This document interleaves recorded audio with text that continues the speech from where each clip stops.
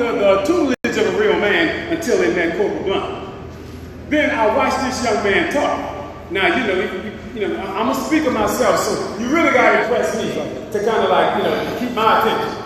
But this young man here, he stood up and the way he started talking to them, and the way, see, the content is one thing, but I follow the process. I look at the audience, I watch the way they responded, whatever, and as a result, I knew that this man was going places. And I told him, I said, Corporal Blunt, you have what it takes to go all the way.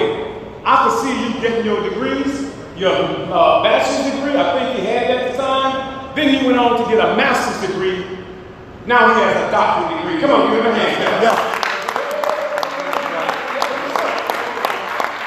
See, that's not the end of it.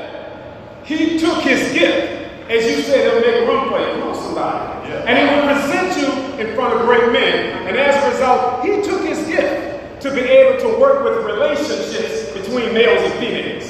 Because that's where a lot of our problems are with the relationships. We don't understand that man is half woman, woman is half man. That's the reason why we don't get ourselves all caught up. Because we don't understand that the woman came out of the man. Which means that if she came out of the man, she'll pretty much know what we're going to do before we do it anyhow. And as a result, I listened to Corporal Blunt, and now he's Dr. Blunt, and I watched him develop into the young man that he is today. And I want you to know something proud of him. Very proud of him. Sit back. You about to hear it. He about to put it down in a way that I know you're going to enjoy. Corporal, better yet, Dr. Jeremy. All right, brother. There was a child who was watching his grandmother. And she was cooking in the kitchen. And she went in there to see what the grandmother was doing. And the grandmother said, I'm making something, kid. Making some biscuits. Yeah. And she said, okay, my grandma, can I help? She said, yeah, you can help. She said, well, what they gonna do, grandma? And you just watch her, I put them in the oven and they gonna rise. So she put them biscuits in the oven. It was pretty flat. Anybody know that homemade from scratch? Yeah. So she put them in the oven and she turned the light on the oven so her little granddaughter could look through there and see them as they did. So she looked through the peephole and she said, well, they're not moving, grandma. She said, don't worry about it, just wait for a minute. So she walked away for a minute and she came back. She looked through the peephole again and said, they're not moving, grandma. They're not rising. Don't worry, baby. Just hang on for a little while. They're going to rise. So she waited a little while and she came back and said, Grandmother! Grandma said, they rising, Grandma. They coming into something. I want you to know, I'm not a helicopter, I'm an airplane, so I need a little runway to get started. But I want you to understand, Grandmother knew that they was going to rise because of something that was inside. Inside. Something that when she put inside of them, she knew no matter what was going to happen, they were going to rise. I'm here to tell you, you got something inside of you that says no matter what, I really don't need this because I talk loud anyway.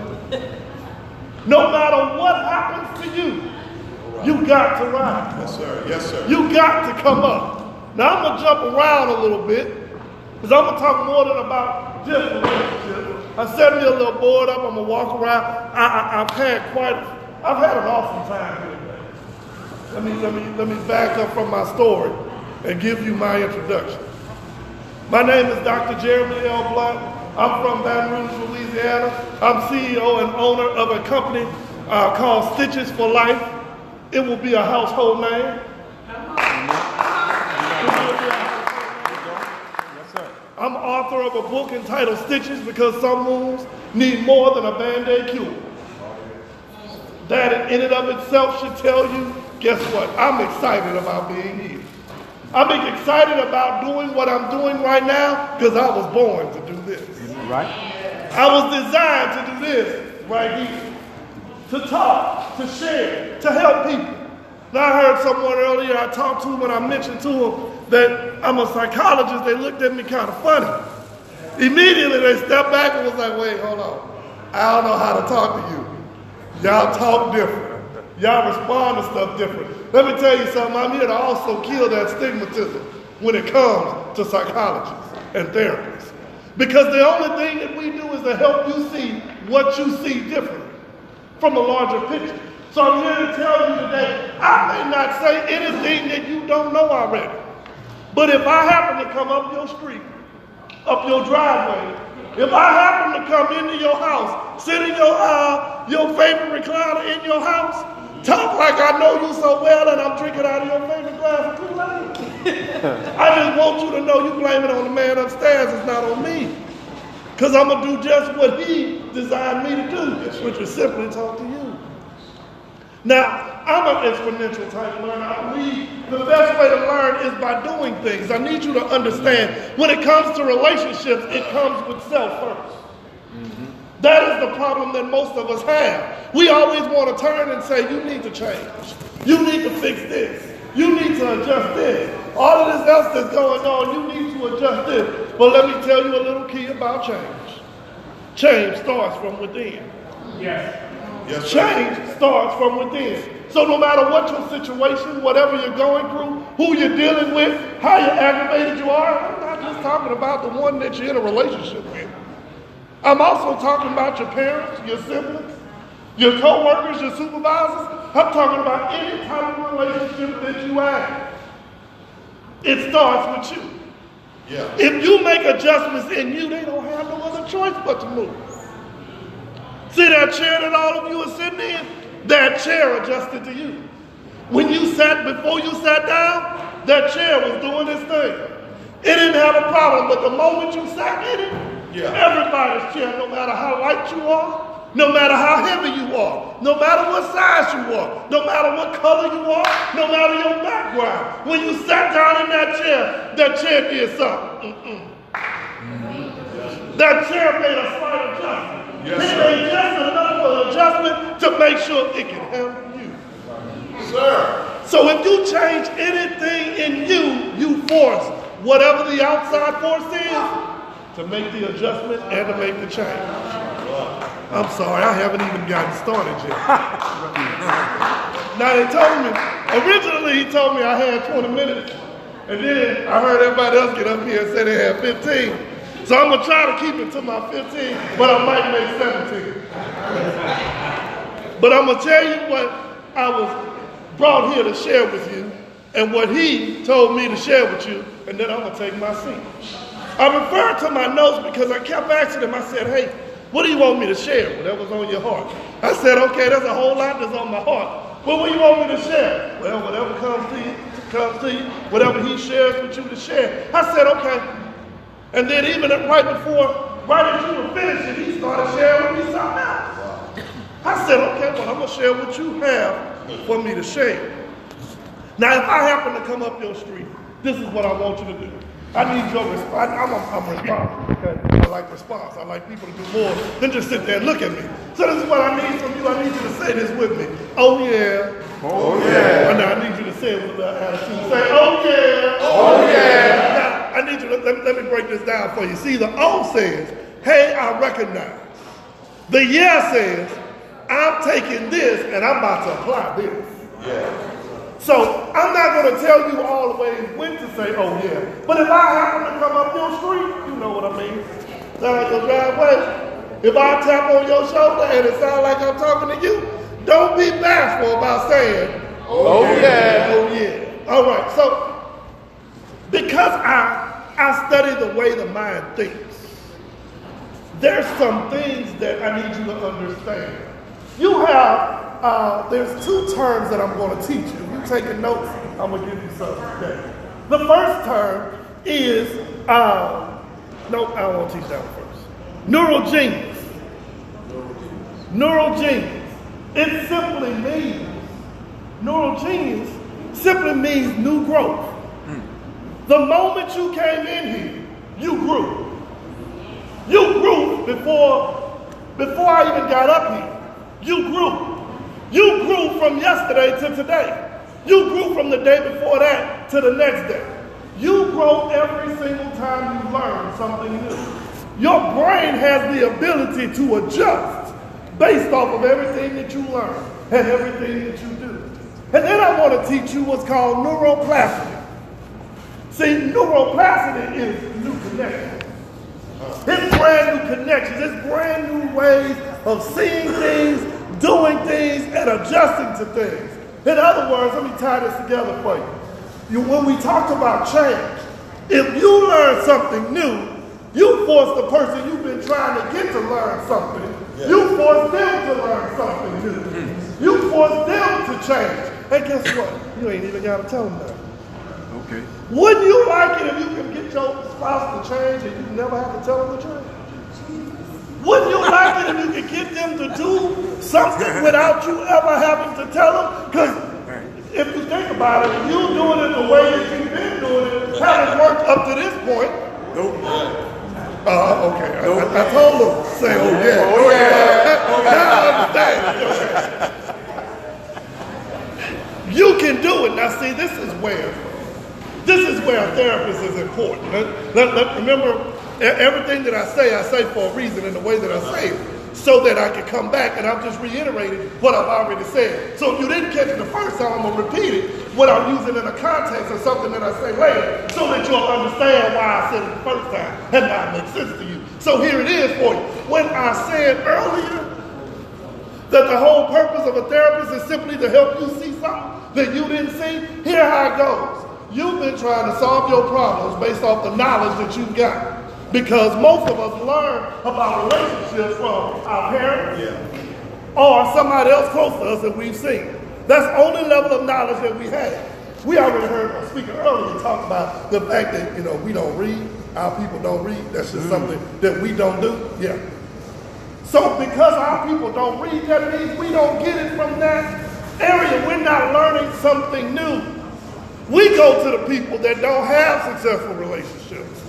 We go to the people that have had failures in their lives, some single folk, you know what I'm talking about, to try to tell you how to fix your marriage situation. We go and talk to the one who's not talking to their siblings. You don't ever hear them talk about the relationship they have with their siblings to ask them how to deal with children. We want to talk to people that they stuck on working for somebody, so they don't want to hear about working for yourself. We have a tendency to go and deal with the wrong people and then wonder why our relationships ain't working right. They're not coming together the way that they're designed to come together. But I'm here to tell you two things. One, everything that you need was already put inside of you. Yeah. See, when you were born, he put the yeast inside of you. The experiences that you take, that you go through, the stuff that you face, they're the heat. Yeah. The heat. See, I know there's one thing about stuff that you, when you baking, I cook a little bit, not a whole lot, but there's one thing that I do know. Wait a second. One thing I do know, here in the back. One thing that I do know is that if you stick it in the oven, it's not until you apply some heat to it, you're going to get around. Mm-hmm. Okay. Oh, yeah. Let me break it down. Let me say it another way. Don't nobody like something bland, right? Right. There's some seasoning. So, see, man meets a woman, and they get together. They create a relationship. They form a relationship. But then they don't want to ever go through nothing. They want to have a bland relationship. The food that we taste today was seasoned. Yeah. The stuff that you go through are the seasoning for your life. Yeah. Why complain about the seasoning when you don't want nothing bland? We have a tendency to get upset, get mad, get disgruntled because they're not working the way that you want them to work. Oh yeah. See, I like to barbecue, and I make my barbecue sauce from scratch. And when anybody that's ever made anything from scratch, no, I'm not about to give ingredients out. Okay? Anybody that's ever made anything from scratch knows that sometimes you might put a little bit of too much of something in there. Yeah. And then you have to balance it off. So you got to add something to dull it back out, to flatten it back out to get that right taste. In other words, if your relationship does not taste the way that you feel that it ought to taste right now, it might be because you need to add a little bit of something else. And chances are you need to add something that you already had there. You just need to do a little bit more. That means I might need to love a little bit more. Yeah. That might mean I need to spend a little bit more time with it. That means I might need to pay a little bit closer attention where I used to not pay attention to. Or I stopped paying attention to. That's how you solve the problem that you have. Now, the other part that I wanted to make sure that I mentioned to you, in starting with self, again, I'm an exponential person. That's why I need everybody to stand up. Need everybody to stand up. Now make sure you're standing up. If you're next to somebody, I need you to make sure you kind of separate yourself a little bit. We're going to do a little exercise real quick. Y'all been sitting all day. I've been sitting all day too. So I need you to make sure we're going to turn around a little bit. So I need to make sure you're not going to hit nobody, poke nobody in the eye when you do it. So you might need to move a little bit. All right, so this is what I need everybody to do. I need everybody to put your hands by your side. I need you to take your left arm and I need your left hand and point your finger straight ahead. Now I need you to turn around to the left as far as you can go. Just turn around as far as you can go. You can twist, keep your feet still. Keep your feet still. That don't mean turn around in a circle. Keep your feet still. Now I want you to recognize where you went. Now I want you to turn back to the front. Turn back to the front. Now put your hand back down. Now I need you to trust me. Okay, here we go. Need everybody to close your eyes. All right, now close your eyes. I'm gonna stay where I am, don't worry. Now, I need you to imagine yourself. I ain't say do it, I said use your imagination. I need you to imagine yourself putting your arm up. I need you to imagine yourself turning. Don't do it, just imagine. Putting that arm up. I need you to imagine yourself turning the way that you turned before. But this time I want you to imagine you going further than what you went before.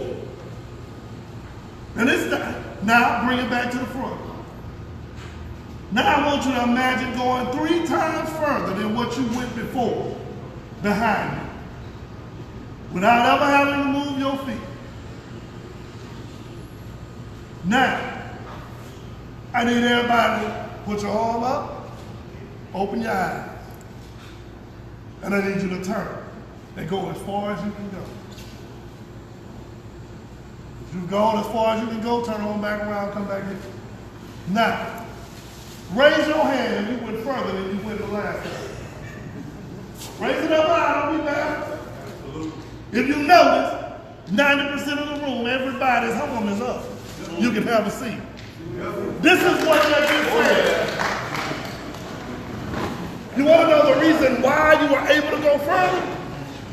You were able to go further because without your eyes, you fixed your thinking. Yeah.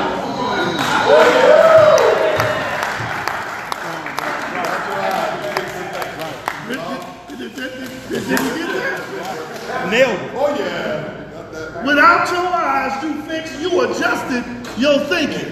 But so this is what it tells you. It says you just have to change your belief. If you change your thinking, you will change your life. Yes. Change the way you think about a situation. The situation has to change. Yeah.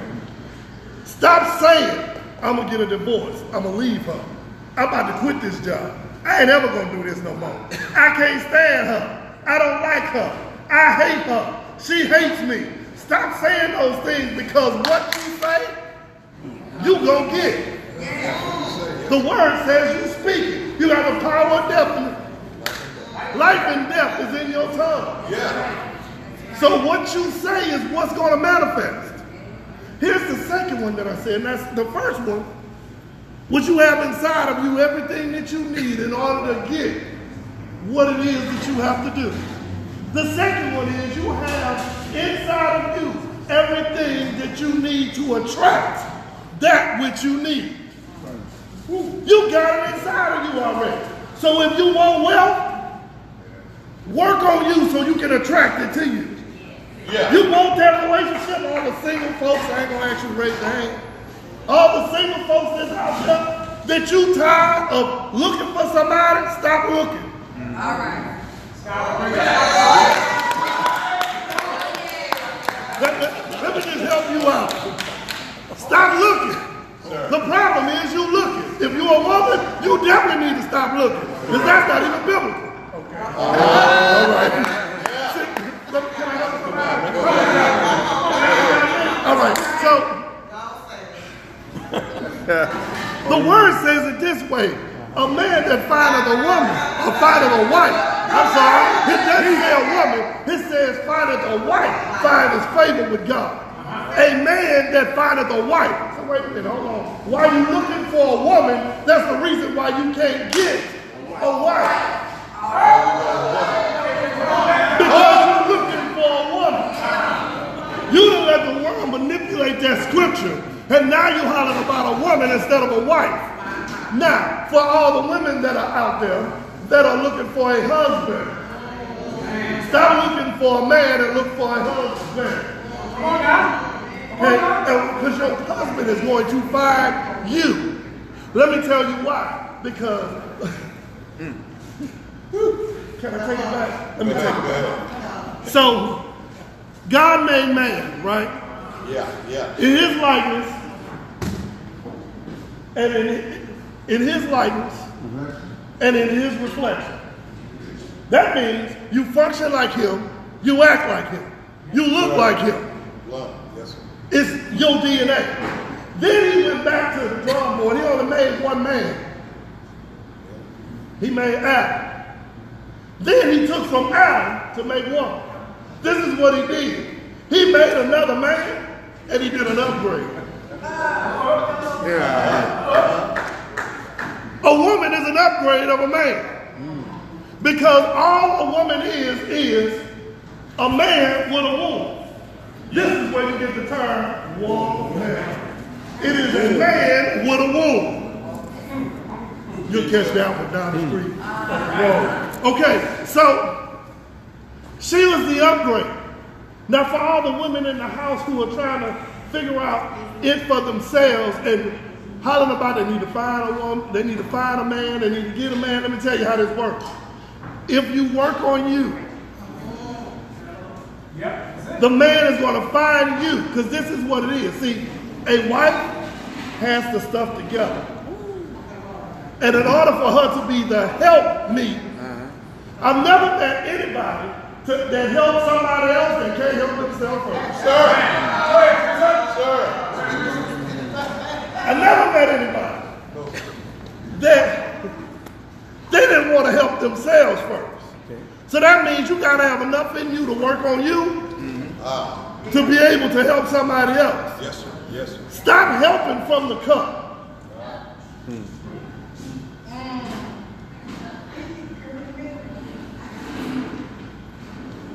Stop helping from the cup. See, there's a cup and there's a saucer. Now, if I was filling the cup, when the cup gets to the top, it's going to overflow. Yeah. The help is from the saucer. It ain't from the cup. Correct.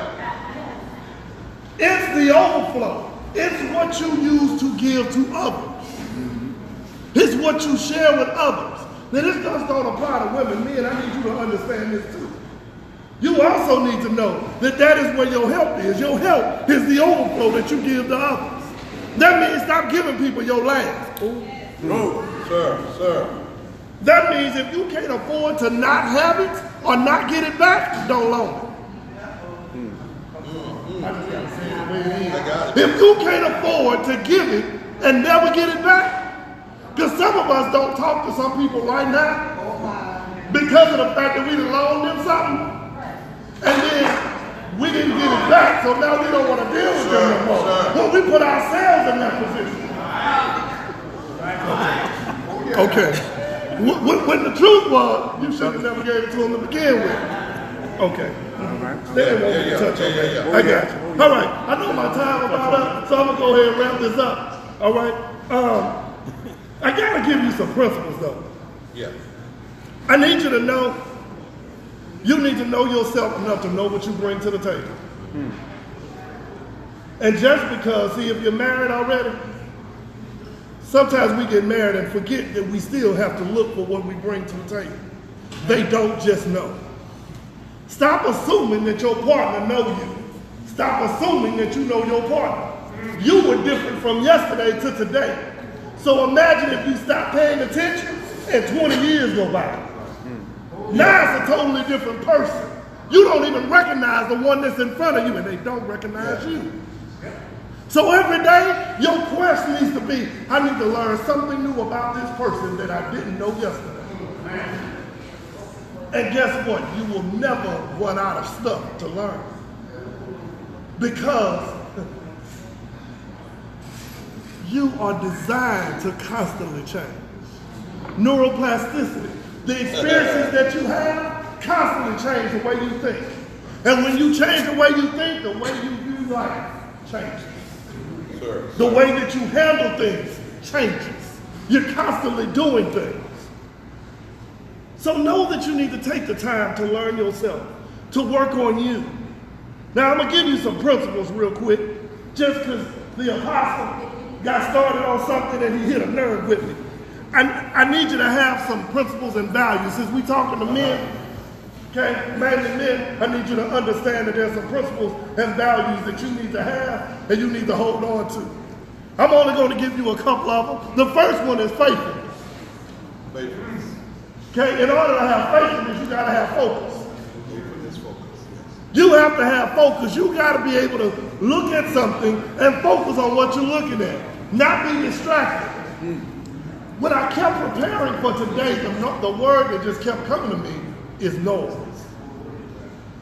See, if I was relaying a message between me and Dr. Truth right there, if we were talking and then y'all were talking right here, you all composed the noise between me and him. Yeah. If you don't address the noise, or if you stop to address the noise, then you won't stay focused. We allow so much noise to infiltrate us that we can't get what we need to get done. Because now we're trying to do so many different things. Yeah. We holler about we're just busy. You've been busy your whole life. You just busy. What did you accomplish? I don't know, but I was busy. I was constantly doing stuff. You're constantly doing a whole bunch of stuff, but you're not accomplishing anything. So make sure that you're focused and you're faithful. When you're faithful, then you're focused. When you're focused, then you're going to make sure that you stick to whatever it is that you're doing. Self-control. You got to have it. Self-control. What you do when temptation show up. Sir. What you do. Men, the number one question I get asked all the time is why women cheat and why men cheat. It is the number one question that I always get asked. Why do they always fall for temptation? Let me give you the ingredients for temptation. Appetite plus opportunity equals temptation. Yeah. Yes, sir. Temptation.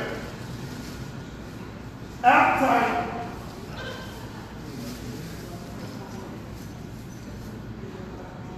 plus opportunity. In other words, you think about it when you think about your kids. You tell your kids, don't get caught at home by yourself with that woman, with that girl. Why? Because you know they got an appetite. You don't address the appetite. You address the opportunity. You don't put yourself in that position. You don't tell them you don't need to be with no girls. Oh, y'all don't, you don't tell them that because you don't want to steer them in the wrong direction. Am I talking to the right people? Right. Am I talking to the right people? Oh, yeah. And the same thing with you young ladies. You don't tell them. Opposite, you don't put yourself in a position Stop hollering about you not going to do certain things and then putting yourself in the position to fall for the temptation. That's it. You got to be able to recognize, because see, you got to hold yourself accountable. Self-control. And then you got to have integrity. He talked about that one a few minutes ago. Integrity. It's holding yourself accountable. It's checking on yourself. You know what I'm going to do, what I say I'm going to do. And I'm going to hold myself to it. And then another trait, trustworthiness. Let me help somebody out real quick. Because see, this trustworthiness one, this is the one that gets a whole bunch of people. Because see, trustworthiness is where people talk about the stuff that they done went through. And I'm trying to build my trust. How many men have ever said that before? I'm trying to build the trust back up again. But I've gone through this before, and I'm trying to let me tell you something. The worst thing that has happened is you've been told you need to build your trust back up. You don't build trust back up. Trust is like a gift. You didn't do anything to get it to begin with. Right. If you didn't do anything to get it, what makes you think you can do something to get it? To rebuild it, to get it back. You didn't do anything to get it to begin with. All you can do trustworthiness is just saying, doing what you need to do to display that you can be trusted. So let me help somebody out who's ever gone through a trust issue in a relationship. All you have to do is do what you say you're going to do and stop saying it. That's it. Don't just say it, be it. Be that person of integrity. Be that person that shows I say what I mean and I mean what I say and I do it. And then guess what? The same person who you drop the trust to begin with. See, it's like if you gave me the gift of trust and I drop it. Me hollering by, man, I need to get trust again. I need to get trust again. No, it don't work that way. And what it works is, once I show you, and I don't get to dictate how long that takes. You don't get to dictate how long it takes to prove that you are trustworthy. You didn't at the beginning. You wasn't paying attention because you was too busy just trying to love on them. You didn't go through all of that before. All you did was be. So now, all you got to do again is be. And when they find that you are trustworthy enough, they will gift you with it again. This is how I save marriages. This is how I save relationships. That somebody has cheated. Somebody has messed over somebody. Someone has done something to cause the trust to be broken in the relationship. Just be. Man, all you got to do is just be. Be a man. Be that person. Service is important. You heard him talk about service just now. And lastly, express passion. Passion is what motivates. Yeah. Whatever it is that is in you that is waiting to be birthed, the woman that you're with. Let me break it down real quick.